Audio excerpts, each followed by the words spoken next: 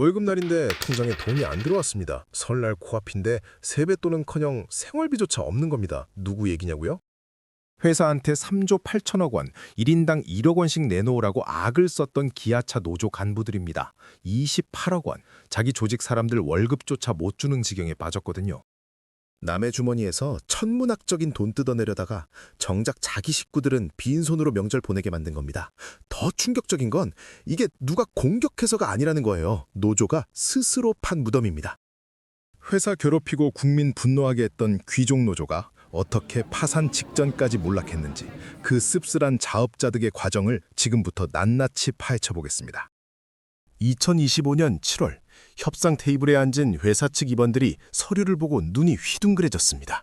기아차 노조가 내민 요구안이 상식을 완전히 뛰어넘었거든요. 1억 6,444만 원, 직원 한 명당 성과급으로 달라는 금액입니다. 일반 직장인이 10년 벌어도 모으기 힘든 돈을 1년 성과급으로 내놓으라는 거예요. 협상 참석했던 한 임원이 나중에 이렇게 말했다고 합니다. 처음엔 0이 하나 더 찍힌 줄 알았다. 다시 봐도 1억이 맞더라. 기본급 인상 104만 원은 애교고요. 작년 영업이익 12조 6천억 원의 30%를 성과급으로 요구했습니다. 계산기 두드려보니 3조 8천억 원이 나오더군요. 여기서 끝일까요? 아니에요. 통상임금 특별 위로금이라는 명목으로 조합원 전원한테 2천만 원씩 일괄 지급하라고 했습니다. 이것만 5,400억 원 추가해요. 웬만한 중소기업 1년 매출보다 큰 돈을 그냥 뿌리라는 겁니다. 그러면서 뭐라고 했냐면요. 정년은 60세에서 64세로 늘려달라. 근데 임금 삭감은 절대 안 된다는 겁니다. 나이 들어서도 젊을 때 받던 월급 그대로 달라는 소리죠. 더 가관인 건 주 4일제까지 요구했다는 겁니다. 현대차 노조가 주 4.5일제 달라고 했는데 기아차는 거기서 반나절을 더 깎았어요. 회사 입장에서는 생산량 유지하면서 근무일은 줄이라는 건데 이게 말이 됩니까? 그해 현대차 직원들이 받은 성과급이 4,615만 원이었거든요. 기아차 노조는 그 2배가 훨씬 넘는 금액을 요구한 겁니다. 업계가 발칵 뒤집혔죠. 일단 지르고 보자는 식의 생떼, 상식이 통하지 않는다는 비판이 쏟아졌습니다. 협상이 아니라 협박 수준이었던 거죠. 회사는 고개를 저을 수밖에 없었습니다. 그렇게 큰 소리치던 노조한테 2026년 2월 청천벽력 같은 소식이 터졌습니다. 노조 간부들 월급이 밀렸다는 거예요. 제28대 노조 집행부가 간부들한테 못 준 돈이 14억 1,179만 원이었고요. 그 뒤를 이은 제29대 신임 집행부도 마찬가지였습니다. 재정난을 전혀 해결 못하고 또 14억 562만 원을 못 줬거든요. 불과 2년 사이에 총 28억 원이 넘는 임금이 체불된 겁니다. 구체적으로 보면 12월 성과급 7억 3,679만 원이 날아갔고요. 2025년도 연차 수당 6억 7,500만 원은 아예 지급도 안 됐습니다. 노조 간부로 일하던 분들 중에 한 분 이야기를 들어봤는데요. 설날이 코앞인데 통장에 월급이 안 들어온 거예요. 가족들한테 세뱃돈이라도 챙겨주려고 했는데 정작 본인은 빈손으로 명절을 보냈다고 하더라고요. 아이들이 아빠 세뱃돈 언제 줘? 라고 물어보는데 대답을 못했다는 겁니다. 이게 한두 명 얘기가 아니에요. 수백 명의 간부들이 이런 처지에 놓였습니다. 회사 앞에서는 직원 한 명당 1억 원씩 내놓으라고 목청 높이는 사람들이 말이죠. 그 돈이면 간부들 월급 35번은 줄 수 있는 금액이거든요. 정작 자기 조직 사람들 월급도 못 챙기는 상황이 벌어진 겁니다. 이보다 더 완벽한 인과응보가 어디 있겠습니까? 남의 돈은 막 뜯어내려 하면서 자기 식구들한테 줘야 할 돈은 한 푼도 못 주는 코미디 같은 현실이 펼쳐진 거죠. 협상장에서 거만하게 굴던 노조 대표들이 간부들 앞에서는 고개를 못 드는 지경이 됐습니다.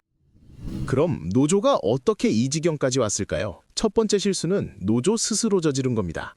조합원들 환심을 사려고 조합비를 깎아버렸거든요.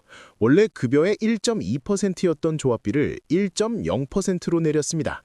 겨우 0.2%포인트 차이잖아요. 그런데 이게 수만 명 규모에서는 완전히 다른 얘기가 되는 거예요. 조합원 한 명이 월급 500만 원 받는다고 치면 1.2%일 때는 6만 원 냈는데 1.0%로 내리면 5만 원만 내는 겁니다. 한 명당 1만 원 차인데 조합원이 2만 5천 명이면 한 달에 2억 5천만 원이 날아가는 거거든요. 1년이면 30억 원입니다. 간부 월급 체불된 게 28억이라고 했죠. 조합비만 안 깎았어도 충분히 해결할 수 있는 금액이었던 겁니다. 당장은 조합원들이 좋아했겠죠. 우리 노조 참 좋네. 조합비도 깎아주고 이러면서요. 근데 장기적으로는 노조 금고를 텅 비게 만든 치명타였던 겁니다. 두 번째 실수는 더 웃깁니다. 세워온 돈줄을 스스로 걷어찬 거거든요. 기아차가 정년 퇴직한 직원들을 계약직으로 다시 뽑는 1+1 제도를 운영하는데요. 이 사람들을 노조에 가입시키면 훌륭한 조합비 수입원이 생기는 거잖아요. 매년 1,000명 이상 퇴직하고 그중 상당수가 재고용되니까 여기서만 연간 수억 원은 벌 수 있었던 겁니다. 그런데 기존 조합원들이 강하게 반대했습니다. 왜냐고요? 자기들이 누리는 복지랑 혜택을 선배들이랑 나눠 갖기 싫다는 거예요. 성과금 나눠줘야 되고 복지 포인트도 나눠줘야 되고 그게 싫었던 거죠. 말이 됩니까? 눈앞에 밥그릇 지키려다가 조직 전체를 망친 겁니다. 이기심이 조직을 어떻게 무너뜨리는지 보여주는 완벽한 사례죠. 세 번째 문제는 더 심각합니다. 노조가 조직을 얼마나 방만하게 운영했는지 보면 정말 어이가 없거든요. 지금 기아차 노조에는 전임 간부가 85명이나 됩니다. 85명이요. 이 사람들은 생산 라인에서 일 안 하고 노조 업무만 하는 사람들이에요. 그런데 문제는 뭐냐면 법적으로 정해진 근로시간 면제 제도, 그러니까 타임오프 제도에 따라서 회사가 월급 지원해 줄 수 있는 간부가 딱 11명이거든요. 그럼 나머지 64명은 누가 먹여 살리냐? 노조가 조합비로 다 먹여 살려야 되는 겁니다. 쉽게 말하면 이런 거예요. 회사한테 1인분 지원받으면서 4인분에 가까운 인력을 떠안고 있는 거죠. 이게 말이 됩니까? 한 달에 간부 한 명당 월급을 500만 원만 준다고 쳐도 64명이면 3억 2천만 원이 나가는 겁니다. 1년이면 38억 원이에요. 조합비 수입으로 감당이 안 되는 게 당연하죠. 간부들 월급 28억 밀렸다고 했죠. 1년만 지나면 그보다 더 큰 돈이 간부 인건비로 새 나가는 구조였던 겁니다. 비유하자면 이런 겁니다. 남편 혼자 월급 300만 원 버는 외벌이 가정이 자녀 셋을 한 명당 월 100만 원씩 드는 국제학교에 보내려는 거랑 똑같아요. 학비는 어떻게 내려고? 빚내서 내는 거죠. 노조도 마찬가지였던 겁니다. 더 웃긴 건 이 사람들이 회사 앞에서는 경영 효율을 따지나 온갖 걸 다 요구했다는 거예요. 생산성 높이라, 낭비 줄이라, 인력 최적화하라 이러면서요. 근데 정작 자기 조직은 어떻게 운영했습니까? 감투만 늘려가며 파산 직전까지 낭비해 온 거죠. 남한테는 칼같이 굴면서 자기한테는 한없이 관대했던 겁니다. 이중잣대의 끝판왕이죠. 네 번째 원인은 더 근본적입니다. 조합비를 낼 사람 자체가 계속 줄어들고 있거든요.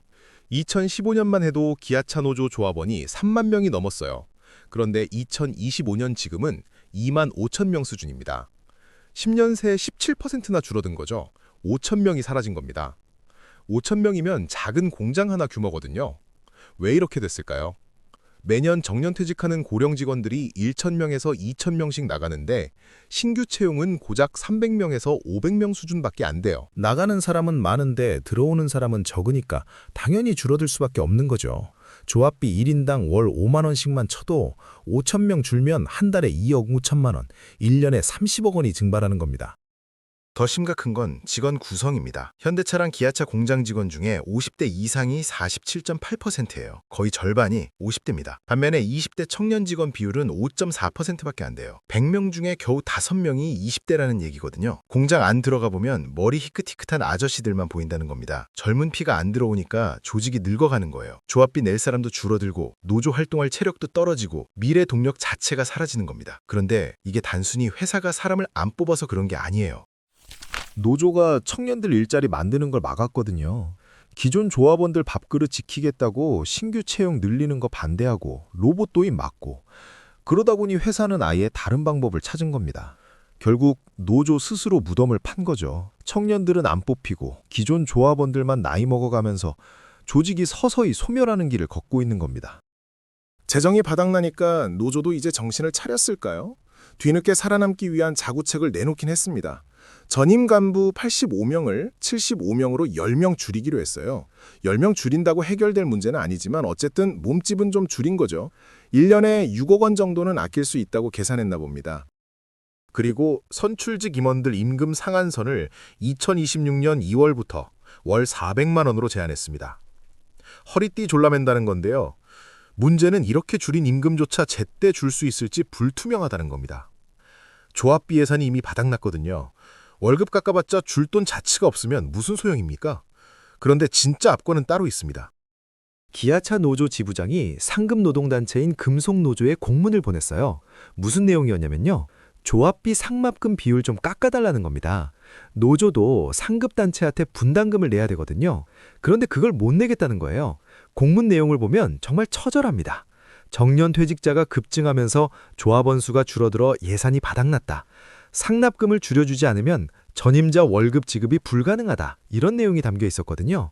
노조끼리도 상하 관계가 있는데 아랫노조가 윗노조한테 돈 못 내겠다고 사정하는 꼴이 된 겁니다. 회사 앞에서는 어땠습니까? 3조 8천억 원 내놓으라고 큰소리쳤죠. 천문학적인 금액 요구하면서 고자세로 군림했잖아요. 그런 사람들이 상급단체 앞에서는 돈 구걸하는 신세가 된 겁니다. 이보다 더 아이러니한 상황이 어디 있겠어요. 강자 앞에서는 약하고 약자 앞에서는 강한 전형적인 모습을 보여준 거죠. 노조의 위신이고 뭐고 다 바닥에 떨어진 겁니다. 그런데 노조가 이렇게 된 진짜 핵심 원인은 따로 있습니다. 그들이 기득권을 지키려고 쌓아올린 4가지 방어벽 때문이에요. 첫 번째 방어벽, 호봉제입니다. 능력이나 생산성이랑 전혀 상관없이 오래 버티기만 하면 임금이 올라가는 시스템이죠. 회사가 직무급제 도입하자고 했을 때 노조가 뭐라고 했는지 아세요? 절대 안 된다. 우리는 호봉제를 사수한다. 이랬거든요. 일 잘하든 못하든 연차만 쌓이면 돈 더 받는 구조를 절대 포기 못하겠다는 겁니다. 두 번째 방어벽은 근로시간 유연화 거부입니다. 주문량이 많을 땐 좀 더 일하고 적을 땐 좀 덜 일하자는 게 유연하잖아요. 시장 상황에 따라 탄력적으로 대응하자는 건데 노조는 이것도 막았어요. 회사 발목을 꽁꽁 묶어버린 거죠.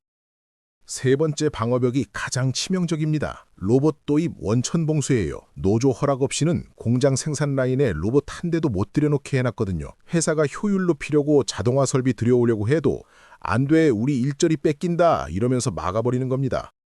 네 번째 방어벽은 정말 뻔뻔합니다. 정년은 64세로 늘려달라. 근데 임금 삭감이나 임금 피크제는 절대 안 된다는 거예요. 나이 들어서도 젊을 때 받던 돈 그대로 달란 소리죠. 이 4가지가 단기적으로는 조합원들한테 좋았겠죠. 근데 장기적으로는 회사 경쟁력을 갉아먹는 독이 된 겁니다. 결국 이런 시대착오적인 고집이 변화하는 산업 생태계에서 노조를 완전히 고립시키고 말았습니다.